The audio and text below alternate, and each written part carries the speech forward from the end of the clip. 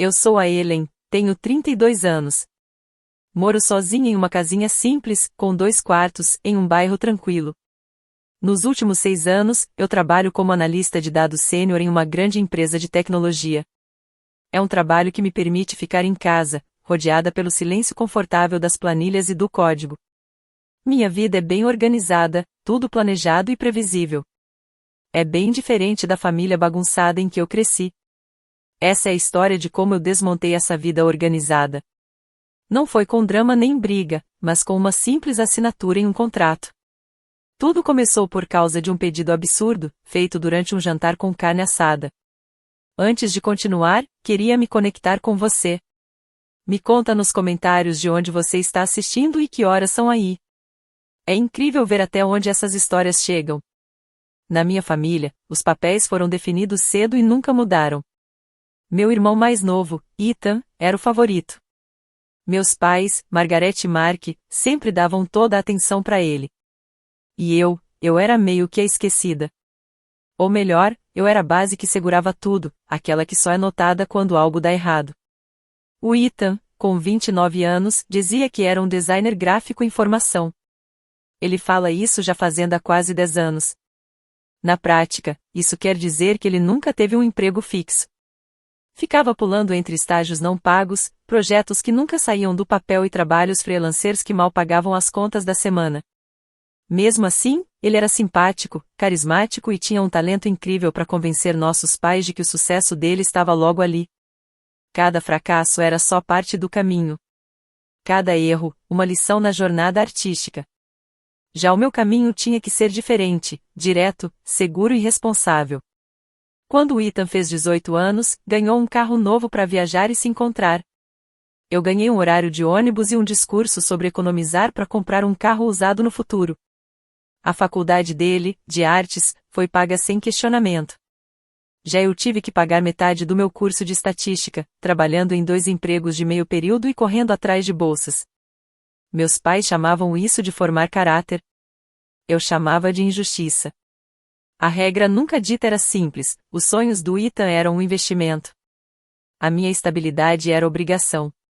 Quando eu conquistava algo, a reação era sempre fria. Se formou com honras. Que bom, querida. O Ethan fez um cartaz lindo pro bazar da igreja. Conseguiu uma promoção? Legal. Você soube que o Ethan está pensando em criar um podcast?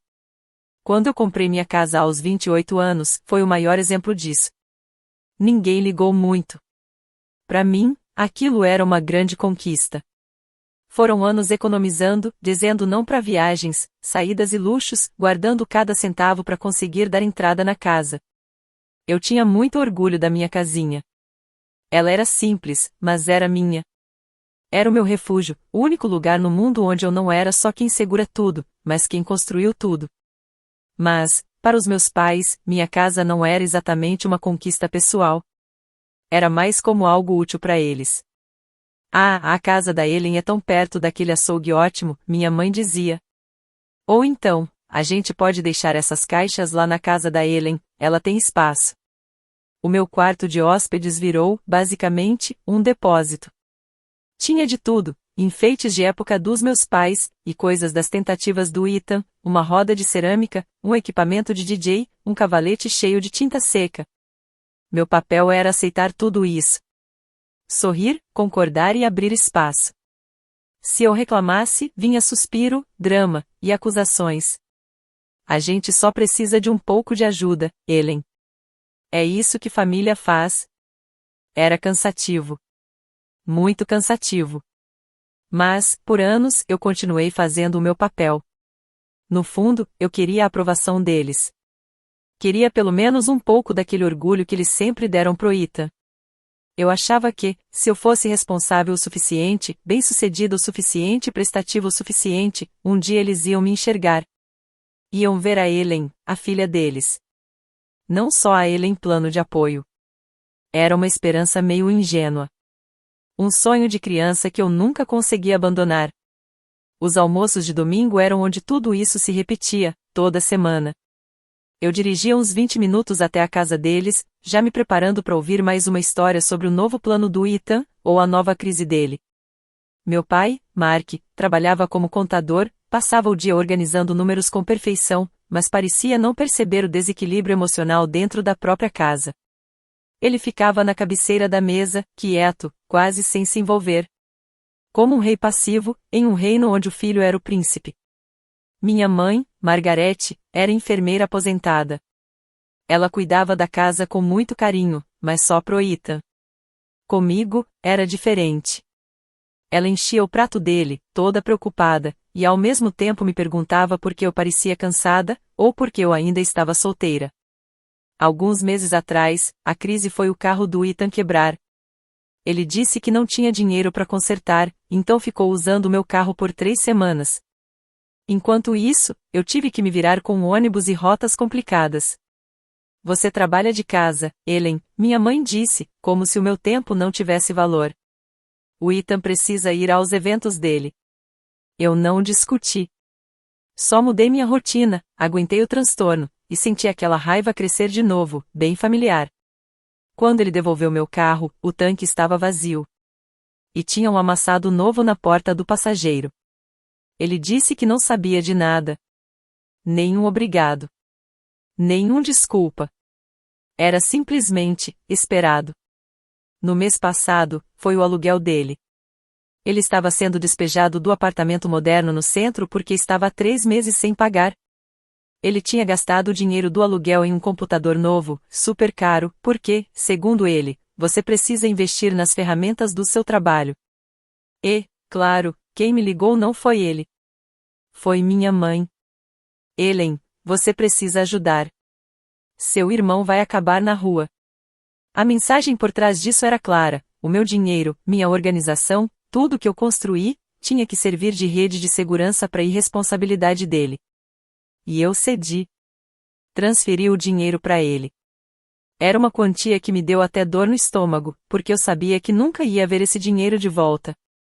E ele recebeu, não com gratidão, mas como se fosse algo que eu devia a ele. Essas situações foram, pouco a pouco, construindo um muro entre mim e a minha família. Só que eu não percebi o quanto esse muro já estava alto, até aquele último almoço de domingo. Eu fui naquele dia esperando a mesma coisa de sempre. Mas eu não fazia ideia de que seria o dia em que eles iam pedir não só uma parte da minha vida, mas a base inteira dela. O cheiro de carne assada com batatas enchia a casa dos meus pais. Antes, esse cheiro me dava conforto. Agora, parecia só o começo de mais uma conversa que eu sabia que ia perder. Eu entrei, coloquei minha contribuição, uma garrafa de vinho no balcão da cozinha. Minha mãe, Margarete, virou do fogão, secando as mãos no avental. Ellen, você chegou. O Ethan está na sala, ele tem uma notícia incrível. Os olhos dela brilhavam daquele orgulho de sempre, mas não era por mim. Eu forcei um sorriso e fui até a sala. O Ethan estava jogado no sofá, mexendo no celular. Ele olhou para mim, deu um sorriso meio preguiçoso e disse: Oi, irmã. Se prepara, coisas grandes estão vindo. Meu pai, Mark, levantou os olhos do jornal, sentado na poltrona, com um sorriso calmo. Seu irmão está com uma ideia muito boa dessa vez, ele disse, cheio de confiança, mesmo sem motivo. Era sempre assim. O começo do show. Nos próximos 20 minutos, o Ethan começou a explicar o novo plano dele. Agora ele não era mais designer gráfico. Ele estava mudando de área para virar consultor de marca e influenciador digital. Ele falava cheio de palavras bonitas, sinergia, inovação, marca pessoal, tudo soava importante, mas não dizia nada de concreto. Ele contou que tinha usado o resto do dinheiro que eu emprestei para fazer um seminário no fim de semana, na cidade. Segundo ele, aquilo mudou a vida dele. Agora, ele estava pronto para abrir o próprio negócio.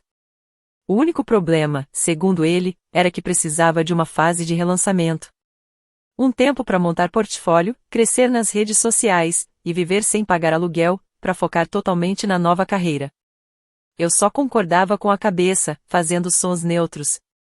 Nossa, que legal, parece interessante. Eu sabia qual era o meu papel, ser a irmã que apoia. A investidora silenciosa dos sonhos dele que nunca davam certo. Fomos para a sala de jantar. A mesa estava posta com a louça boa, como sempre aos domingos. A conversa ficou leve enquanto minha mãe trazia a comida. Falamos do clima, do cachorro novo do vizinho, do golfe do meu pai. Parecia tudo normal. Mas não era. Era só uma calma falsa, antes da tempestade. Eu devia ter percebido. O clima animado demais, a grande notícia, tudo aquilo já estava planejado. Minha mãe sentou, colocou o guardanapo no colo e olhou para mim com um sorriso enorme. Bom, com todas essas mudanças, a gente pensou na solução perfeita para ajudar o Ethan a se reerguer, ela disse, animada. É o plano mais lógico.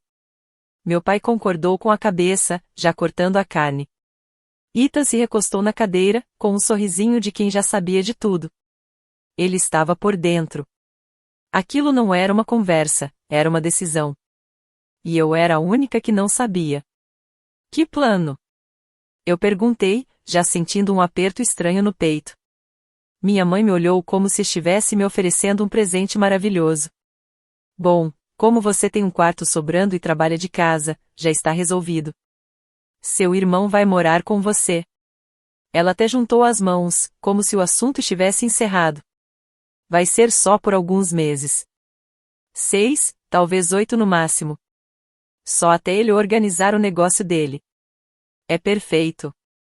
Ele vai ter um lugar tranquilo para trabalhar, e você não vai ficar sozinha naquela casa. Eu fiquei sem ar. Olhei para ela, depois pro meu pai, que continuava comendo, evitando me olhar. Olhei pro Ethan, que me encarava com um sorriso de expectativa. Ele realmente achava que tinha direito a isso. Eles todos achavam. Eles já tinham conversado, planejado, e agora estavam me contando, não perguntando. Eles não perguntaram se eu queria. Eles decidiram por mim. Minha casa, meu refúgio, estava sendo tomada. Uma onda de raiva e incredulidade tomou conta de mim. Todos esses anos sendo responsável, economizando, me sacrificando, era para isso? Para virar uma pensão gratuita pro meu irmão mimado? Vocês estão brincando, né? Eu consegui dizer, quase sem voz. O sorriso da minha mãe diminuiu. Não seja dramática, Ellen. É a solução mais lógica. Por que a gente pagaria outro apartamento para ele se você tem um quarto vazio? Não está vazio, eu disse, agora mais firme. É o meu escritório. É onde eu trabalho todos os dias. É por causa dele que eu consigo pagar essa casa. Ah, você pode trabalhar na mesa da cozinha, ela respondeu, fazendo um gesto como se não fosse nada. Você está sendo difícil. Isso é sobre família ajudando família. Seu irmão precisa disso. Agora é a sua vez de ajudar. Sua vez. Eu queria gritar. Quando que não foi a minha vez? Quando eu não ajudei? Eu paguei o aluguel dele. Emprestei meu carro. Engoli minha frustração em todos os almoços de domingo. O que mais eles queriam de mim? Eu logo entendi. Eles queriam a minha casa. O Ethan não pode morar com a gente, meu pai finalmente falou, olhando pro prato. Eu e sua mãe estamos aposentados. A gente precisa de paz. Você é jovem, consegue lidar com isso. A hipocrisia era absurda. Eles tinham criado esse homem adulto dependente e mimado, e agora que ele virou um problema para o retiro tranquilo deles, estavam jogando a responsabilidade para cima de mim. Eu virei a responsável por consertar o problema que eles mesmos passaram 29 anos criando. Eu não acredito nisso, eu disse, empurrando a cadeira para trás. Vocês não podem simplesmente decidir quem mora na minha casa. É a minha casa. Ethan finalmente falou, com um tom cheio de superioridade. Ah, Ellen, para de ser egoísta. Sua casa é grande demais para uma pessoa só. Qual é o problema? Vai ser divertido. A gente pode até passar um tempo junto. Divertido? Ele realmente achava que isso seria divertido. Na cabeça dele, eu ia continuar trabalhando todos os dias, enquanto ele dormia até tarde, usava minhas coisas, comia minha comida e vivia o sonho dele sem nenhuma preocupação. A cara de pau era impressionante. Não era um pedido.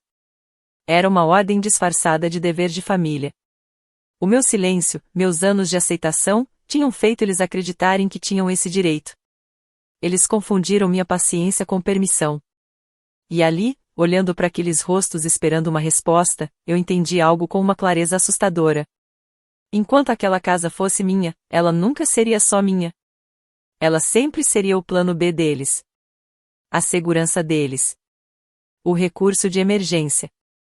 E eu nunca ia ser livre. Eu saí do jantar meio atordoada, deixando a comida quase intacta no prato, como símbolo de uma conversa que tinha sido encerrada sem eu ter escolha nenhuma. Murmurei algo sobre não estar me sentindo bem, uma desculpa fraca que ninguém nem questionou. Eles provavelmente acharam que era só drama e que eu ia ceder, como sempre. Minha mãe ainda teve coragem de dizer quando eu estava saindo. Pensa com calma, querida. O Ethan pode começar a levar as coisas dele no próximo fim de semana. Na cabeça dela, não existia negociação. A decisão já estava tomada. O caminho de volta para casa foi um borrão de luzes na estrada e raiva crescendo por dentro. Quando entrei na minha casa silenciosa, o silêncio que normalmente me trazia paz parecia frágil, como se pudesse quebrar a qualquer momento. Eu comecei a ver minha casa pelos olhos deles. Não como resultado de anos de esforço, mas como um recurso a ser usado. Meu escritório não era mais meu espaço de trabalho. Era o futuro quarto do Ethan. Minha sala não era mais meu lugar de descanso. Era a futura área de lazer dele. A sensação de traição parecia ocupar o ar da casa inteira. Era como se estivesse me sufocando. Na manhã seguinte, começou a campanha. Minha mãe me mandou uma foto de uma escrivaninha que viu na internet. Não ficaria perfeita no quarto do Ethan? E não é cara. Ela já estava decorando a minha casa para outra pessoa. Não tinha como você está? Não tinha vamos conversar? Era como uma operação planejada, sem volta. Eu não respondi. Uma hora depois, ela ligou. Eu ignorei. Foi direto para a caixa de mensagem. Ellen, é sua mãe? Minha mãe disse. Eu estava pensando, a gente devia tirar aquela roda de cerâmica e as outras coisas do Ethan do seu quarto de hóspedes, para abrir espaço para a cama dele. Qual dia é bom para eu e seu pai irmos aí com o caminhão? O tom dela era leve, prático, como se estivéssemos organizando uma festa surpresa, e não uma invasão da minha vida. Aos poucos, os planos deles ficaram cada vez mais claros. Eles não respeitavam meus limites porque, na cabeça deles, eu não tinha direito a limites. Naquele mundo deles, minha vida era tipo uma filial da empresa da família. E meus recursos eram só coisas que podiam ser usados pelo sócio principal. O Ethan. Eu passei o dia em um estado de ansiedade travada. Não consegui trabalhar, só fiquei olhando para a tela do computador. Cada notificação de e-mail me fazia pular, achando que era minha mãe com mais detalhes logísticos da invasão. Na hora do almoço, chegou uma mensagem do próprio Ethan. Oi, ainda tem aquela TV de 50 polegadas? Acho que seria melhor na sala do que a minha antiga. Tudo bem para você? Ele nem tinha se mudado ainda, e já estava escolhendo minhas coisas, mudando minha casa inteira na cabeça dele. Foi isso que quebrou meu bloqueio. A sensação de absurdo foi tão forte que virou algo frio por dentro. E virou decisão. Eu precisava falar com alguém que estivesse claramente do meu lado. Liguei para minha melhor amiga, Millie. Oi, eu disse, com a voz meio tremendo. Você tá livre? Acho que minha família acabou de tentar colonizar minha casa. A Millie era advogada. Muito inteligente e sem paciência nenhuma para besteira. Ela me encontrou num café meia hora depois. Enquanto eu contava tudo o jantar, as mensagens da minha mãe, o pedido do Ethan pela TV, a expressão dela foi mudando de preocupada para chocada, e depois para irritada. Eles o quê? Ela disse, batendo a xícara no pires. Ellen, não. De jeito nenhum. Isso não é uma família ajudando família. Isso é uma relação parasita, e você é o hospedeiro. Eles te drenaram por anos e agora querem entrar na corrente da sua vida. Ouvir alguém falando aquilo tão claramente me deu um alívio estranho. Eu sei, mas o que eu faço? Se eu disser não, eles vão transformar minha vida num inferno. Vão me chamar de egoísta, vão me culpar, vão colocar a família inteira contra mim. Que coloquem, Millie respondeu, se inclinando para frente.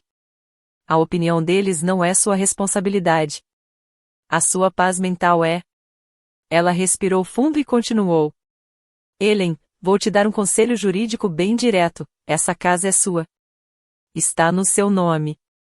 Eles não têm nenhum direito legal sobre ela. O único poder que eles têm sobre você é emocional, e eles construíram isso a vida inteira. Eu fiquei em silêncio. Está na hora de cortar essas cordas, ela disse. Cortar as cordas? Perguntei. O que isso quer dizer? Eu não posso simplesmente cortar minha família. Não significa cortar totalmente agora, ela explicou. Significa colocar um limite tão claro, tão firme, que eles não consigam ultrapassar. Um simples não ia funcionar com eles. Eles iam ver aquilo como uma negociação. Você diz não, eles respondem, e se for só 3 meses? Você precisava criar uma situação onde não fosse a única resposta possível. Uma situação onde já não fosse mais sua decisão. Ficamos conversando por mais 1 hora. A Millie me ajudou a enxergar um padrão que eu tinha ignorado por anos. Toda vez que eu cedia com o carro, com o aluguel dele, com o apoio emocional infinito, eu não estava comprando paz. Eu estava pagando entrada em pedidos ainda maiores no futuro. Eu tinha treinado minha família para acreditar que tudo que era meu, também era deles. Minha casa não era o último passo. Era só o resultado lógico de anos de condicionamento. Eles te veem como uma extensão deles mesmos, a Millie disse, mexendo no café já frio. Eles não te respeitam como uma adulta independente. Você precisa fazer algo que force eles a enxergar isso. Algo sem volta. Saí do café com uma clareza nova. A raiva ainda estava lá, mas agora ela estava focada. Era uma energia fria, limpa. O plano deles estava na minha frente, mas a Millie tinha acabado de me entregar outro plano, o meu. Voltei para casa e olhei ao redor de novo. Meu lar, que antes parecia frágil, já não parecia mais frágil. Parecia uma fortaleza. E eu não ia deixar eles invadirem. Eu ia desmontar aquilo tudo, do meu jeito. E construir outra coisa em outro lugar, onde eles nunca mais teriam acesso. As mensagens da minha mãe continuaram a noite toda, mas eu não senti mais ansiedade. Eu não senti nada. Eu já estava calculando a minha saída.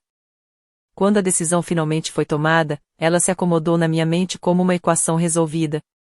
A vida inteira eu tinha reagido ao que minha família queria. Agora, pela primeira vez, eu ia agir antes deles. Minha fuga não ia ser barulhenta. Não ia ser uma briga. Ia ser silenciosa, rápida e definitiva. Uma solução lógica para um problema emocional. O primeiro passo era entender meus recursos. Como analista de dados, isso era natural para mim. Naquela noite de segunda-feira, em vez de me desesperar com o próximo movimento deles, eu mergulhei nos meus próprios números. Analisei meu financiamento, o valor estimado da casa, minhas economias e meus investimentos. Os números na tela eram claros. E, pela primeira vez em muito tempo, eram reconfortantes. Eles não eram só dinheiro. Eram independência. Eram tudo que eu tinha construído sozinha, peça por peça, centavo por centavo. Minha casa, que de repente parecia um problema, uma ligação com a bagunça da minha família, na verdade era meu maior patrimônio. E também minha saída. O mercado estava bom. Eu poderia vender rápido e com lucro alto. Na manhã seguinte, eu liguei para uma corretora de imóveis. Não qualquer uma. A melhor da região. Uma mulher conhecida pela eficiência e discrição. Eu expliquei a situação de forma breve, dizendo que queria fazer uma venda rápida e fora do mercado, para evitar toda a confusão de visitas e open house. Eu precisava que tudo fosse discreto. Ela entendeu na hora. Uma venda particular é totalmente possível, ela disse. Vou pesquisar comparações de imóveis na região e te passo um valor até amanhã. Enquanto eu esperava, comecei a segunda fase do meu plano, me desligar deles. Comecei pelo meu celular. Entrei nas configurações e criei um filtro personalizado.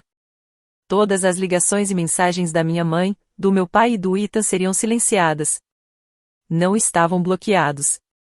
Eu ainda queria manter registro das tentativas deles.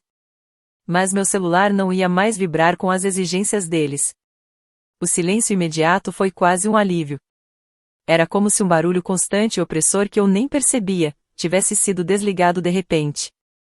Depois disso, fui para a parte física. As coisas do Ethan que ainda estavam no meu quarto de hóspedes, que agora voltava a ser meu escritório, tinham que sair.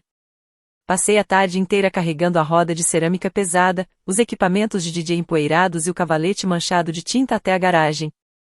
Tirei fotos de tudo e coloquei em um site de doação local. No mesmo dia de retirada, escrevi no anúncio. Em poucas horas, uma sequência de desconhecidos apareceu e levou tudo embora. Uma jovem estudante de arte colocou o cavalete no carro com um sorriso enorme. Naquele momento, eu senti um peso sair de cima de mim. Eu estava recuperando meu espaço, metro por metro. Também comecei a pesquisar novos lugares para morar. Vi apartamentos para alugar em bairros mais perto do centro, lugares onde minha família quase nunca ia. A ideia de ter um endereço novo, que eles não conhecessem, era quase viciante. Um lugar que fosse realmente meu. Onde eles não pudessem simplesmente aparecer ou se apropriar mentalmente do espaço. Salvei algumas opções interessantes. No dia seguinte, a corretora me ligou com um valor acima do que eu esperava. A valorização da minha casa tinha sido bem maior do que eu imaginava. Tenho um casal jovem em mente, ela disse. Eles estão procurando exatamente nessa região há meses, mas sempre perdem as ofertas. Eles já têm financiamento aprovado e querem fechar rápido. Se você estiver séria, acho que conseguimos uma proposta ainda essa semana. Eu estou séria, eu respondi, com a voz firme. Vamos fazer isso. Durante todo esse processo, uma coisa estranha aconteceu com a culpa que eu achava que ia sentir. Ela não veio. Eu esperava ficar lutando contra um sentimento de obrigação familiar, ouvir a voz da minha mãe me chamando de egoísta na minha cabeça. Mas não tinha nada. A audácia do que eles tinham feito acabou funcionando como um antídoto contra anos de culpa condicionada. Eles não tinham pedido um favor. Eles tinham tentado assumir o controle da minha vida, do meu dinheiro e da minha casa.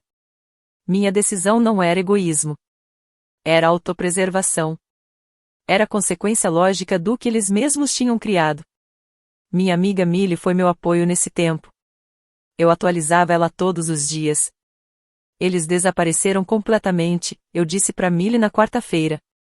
Depois que eu não respondi nenhuma mensagem nem ligação por 2 dias, ficou só silêncio. É estranho demais. Isso é estratégia, a Millie explicou. Primeiro vem o bombardeio de cobranças. Quando isso não funciona, eles mudam pro silêncio. Estão te punindo, esperando que você fique ansiosa, volte rastejando, peça desculpa e aceite tudo. Não cai nisso. Segura firme. O que ela disse só deixou minha determinação mais forte. Aquilo não era só sobre sair de uma situação específica.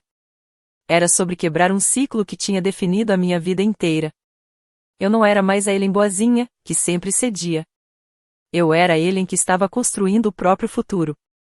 Na sexta-feira, exatamente como a corretora tinha previsto, chegou uma oferta formal.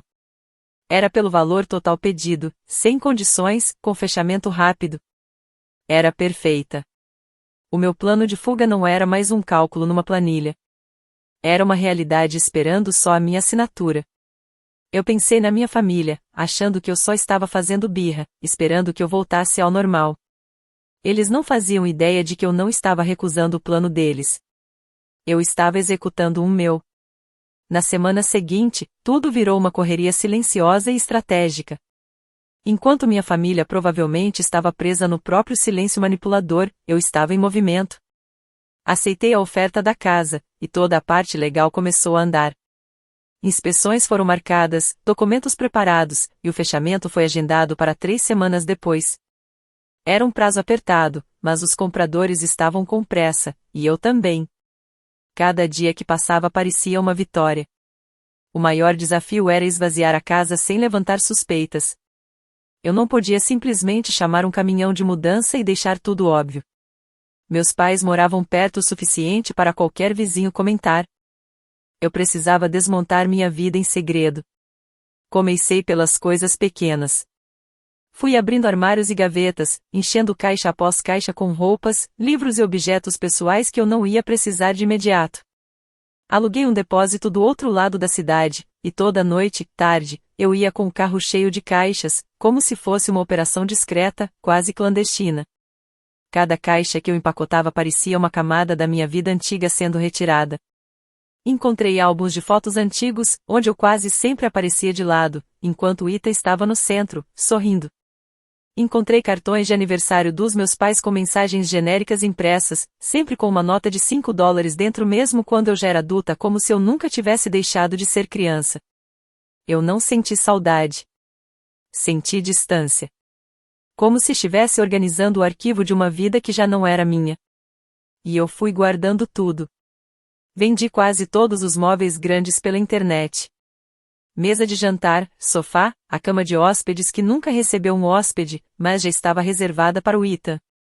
Eu coloquei tudo à venda por preços baixos, com a condição de retirada imediata. As pessoas ficavam felizes com o desconto, e eu ficava feliz com os espaços vazios que elas deixavam.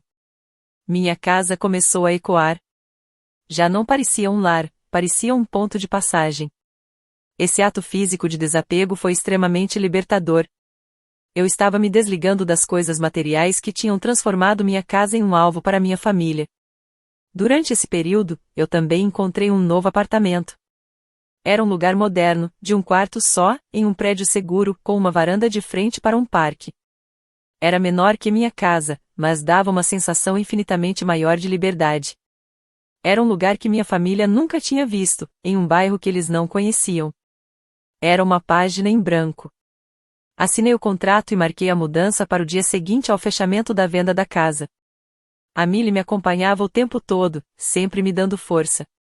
Como você está aguentando tudo isso? Ela perguntou uma noite. Sinceramente, eu nunca me senti tão bem, eu respondi. E era a verdade. Eu me sinto leve. Por anos, achei que a aprovação deles era algo essencial para minha sobrevivência, mas eu estou sobrevivendo muito bem sem isso. O silêncio deles, na verdade, virou paz. E o silêncio da minha família era mesmo ensurdecedor. Uma semana inteira sem uma única mensagem ou ligação. Como a Millie tinha previsto, eles estavam tentando me punir, esperando que eu quebrasse sob a pressão da desaprovação deles. Eles achavam que eu ia ceder. Mas não sabiam que aquele silêncio era o maior presente que poderiam me dar. Ele me deu tempo e espaço para executar meu plano sem interferência. Finalmente chegou o dia de assinar os documentos finais da venda. Eu encontrei os compradores no escritório do advogado, um casal jovem, doce, esperando o primeiro filho. Eles estavam radiantes, falando sobre qual quarto seria o do bebê e como amavam o quintal. Ver aquela alegria genuína tirou qualquer dúvida que ainda pudesse existir em mim.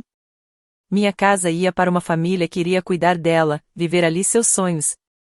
Não ia virar um abrigo temporário para o meu irmão mimado. Era um final feliz para a casa, e um novo começo para mim. Eu sentei na mesa longa e polida, com uma pilha de papéis na minha frente. O advogado foi explicando cada documento, com toda aquela linguagem jurídica. Minha mão estava firme quando peguei a caneta.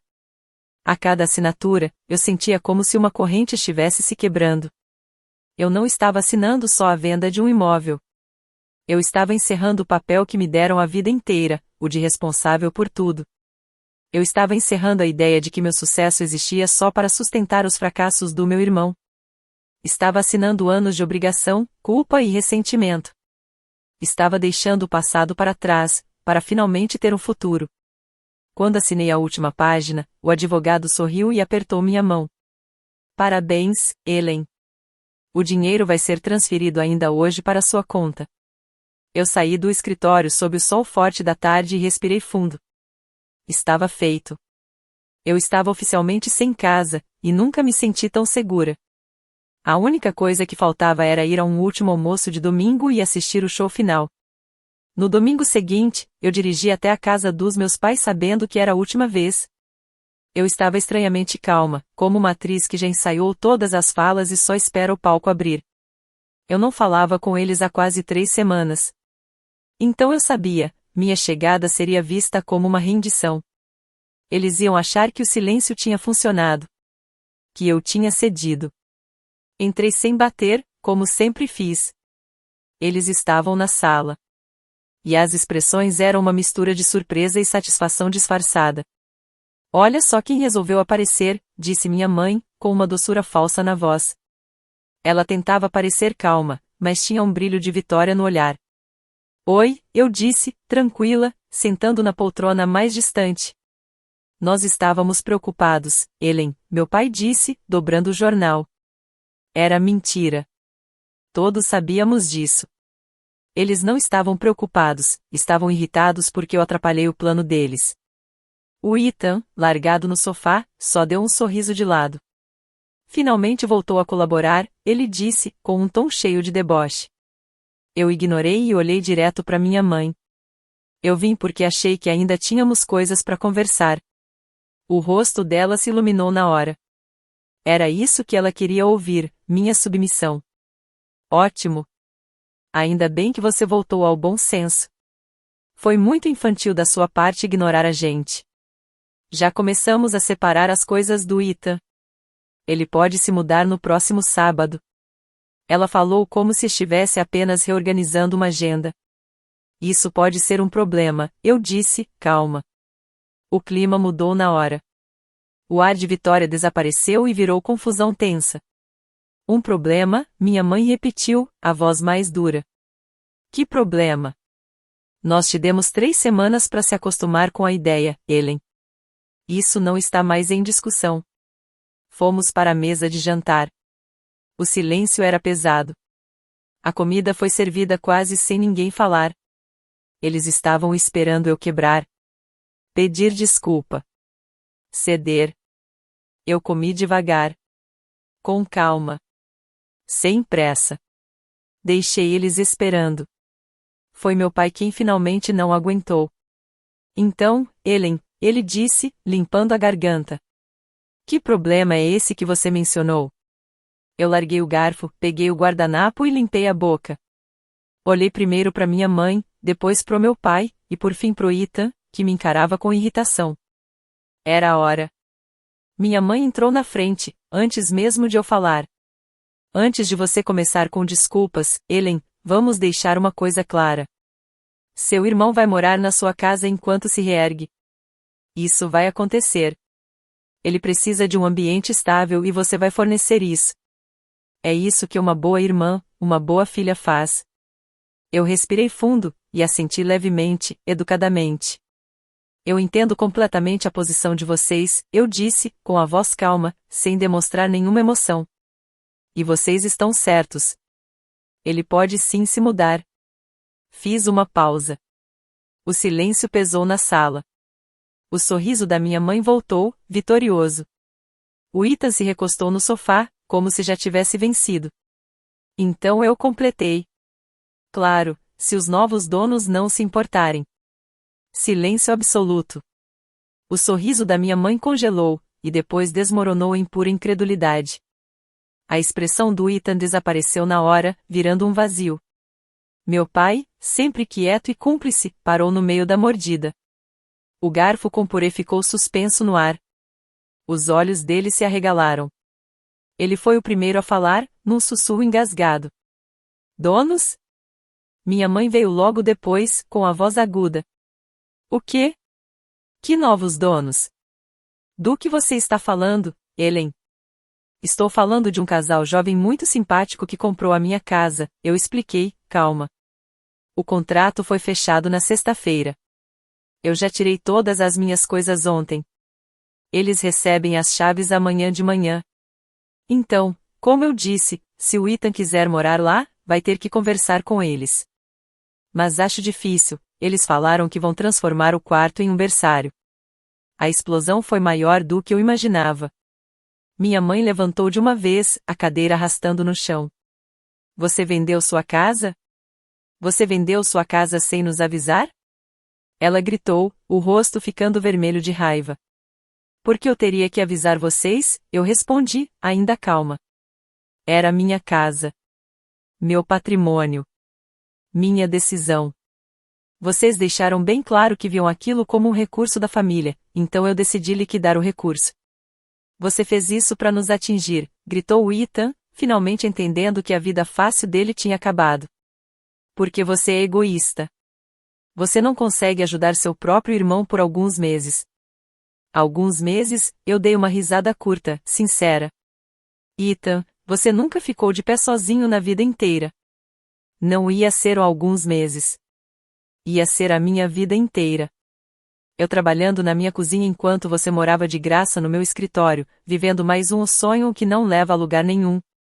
Eu pagando a casa enquanto você o investia nas suas ferramentas de trabalho. Não, obrigada. Seu pai e eu sacrificamos tudo por vocês, minha mãe gritou, com lágrimas de raiva nos olhos. Não, eu disse, me levantando também. A minha voz finalmente mais firme. Vocês sacrificaram a minha infância, as minhas oportunidades e a minha paz por ele. Eu conquistei tudo o que tenho. Ele recebeu tudo de mão beijada. E mesmo assim vocês ainda queriam dar a ele a minha casa. O único lugar que eu construí longe de vocês. Vocês não perguntaram nada. Vocês decidiram por mim. Vocês desenharam um plano da minha vida, sem nem considerar a pessoa que ia viver nele. Então eu desenhei outro. Meu pai finalmente largou o garfo com o rosto pálido. Onde você está morando, Helen? Ele perguntou, com a voz fraca. Eu tenho um apartamento, eu disse. E não, vocês não vão saber o endereço. Vocês não vão ter chave. Vocês perderam o privilégio de saber onde eu moro. Peguei minha bolsa e fui em direção à porta.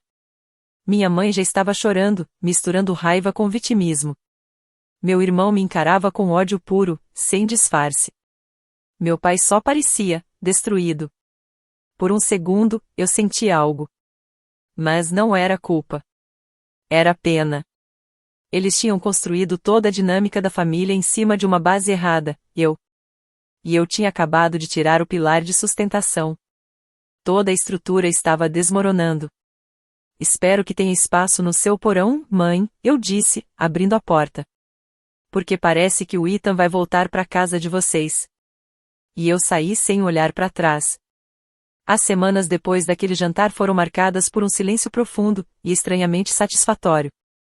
Eu esperava uma enxurrada de mensagens, ligações agressivas, chantagem emocional, talvez até outros parentes tentando me dar lição de moral. Mas não veio nada.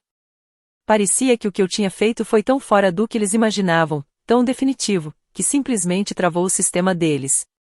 Eles não sabiam como lidar com uma versão de mim que não cedia mais. Eu me instalei no meu novo apartamento, um espaço que era realmente meu. Na primeira manhã que acordei lá, o sol entrou pelas portas da varanda e eu senti uma paz que eu nem sabia que estava faltando na minha vida. Não tinha mais o medo de visitas inesperadas da minha mãe.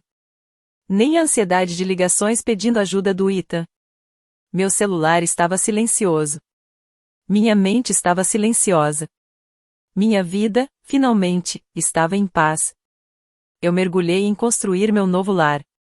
Comprei móveis novos, do meu gosto não coisas práticas para aguentar um irmão mimado. Montei meu escritório em casa num canto ensolarado da sala. Um espaço que eu escolhi. Não um que sobrou para mim. Cada decisão era minha. Das cores das toalhas até os quadros na parede. Foi quase uma descoberta, pela primeira vez, tudo era realmente meu. Um mês depois daquele jantar, uma prima que eu não falava tanto me ligou. Oi, Helen, ela disse, meio hesitante. Sua mãe ligou para minha mãe, parece que a situação aí tá bem tensa. Imagino que esteja, eu respondi, neutra. Pois é, aparentemente o Ethan voltou a morar com eles, ela continuou, com um tom até meio divertido. E ele tá deixando eles malucos. Ele trata a casa como hotel, espalha as coisas, coloca música alta. Minha mãe disse que sua mãe ligou para ela reclamando por uma hora inteira.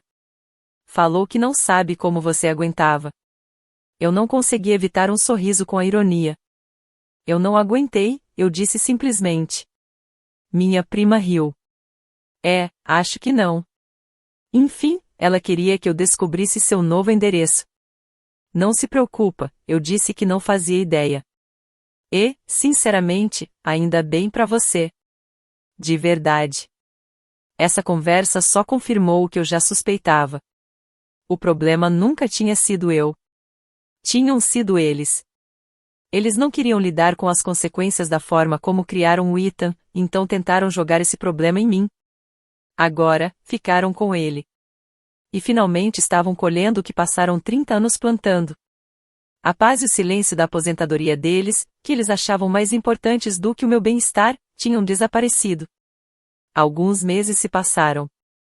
O silêncio da minha família direta continuava intacto. Vi nas redes sociais que o Ethan tinha lançado a tal consultoria de marca. O perfil dele estava cheio de frases inspiracionais genéricas e fotos borradas dele fingindo trabalhar em cafés. Tinha 12 seguidores, 3 deles eram minha mãe, meu pai e uma conta fake dele mesmo. Era, como todas as outras tentativas dele, um fracasso completo. O dinheiro da venda da casa estava em uma conta de rendimento, como um lembrete tranquilo da minha independência. Usei parte dele para fazer uma viagem para a Itália, algo que eu sempre quis, mas nunca achei justificável gastar dinheiro com isso. Sentada em um café em Florença, tomando um cappuccino e observando o mundo passar, eu percebi algo importante. Eu não estava só livre financeiramente. Eu estava livre emocionalmente. Eu não vivia mais em função das expectativas ou das crises deles. Eu só vivia. Uma noite, depois que voltei da viagem, chegou um e-mail na minha caixa de entrada. O remetente, meu pai. O assunto, Ellen. Eu hesitei por um momento antes de abrir. A mensagem era curta. Sua mãe não está bem. O Ethan ainda está aqui. Não está fácil. Espero que você esteja bem. Pai. Não havia desculpa. Não havia reconhecimento de nada do que eles fizeram. Era só mais uma tentativa disfarçada de me empurrar culpa de novo. A antiga Ellen teria sentido o peso disso. Teria ligado. Teria tentado ajudar. Teria voltado pro ciclo. Mas eu não era mais a antiga Ellen. Eu li aquilo entendendo exatamente o que era, um teste. Um anzol para ver se o antigo controle ainda funcionava. Pensei em responder. Pensei em raiva, em injustiça. Mas não escolhi nenhuma dessas coisas. Escolhi liberdade. Selecionei o e-mail e, sem digitar uma única palavra, apaguei. Depois disso, fui cuidar da minha noite. E o silêncio virou minha música favorita.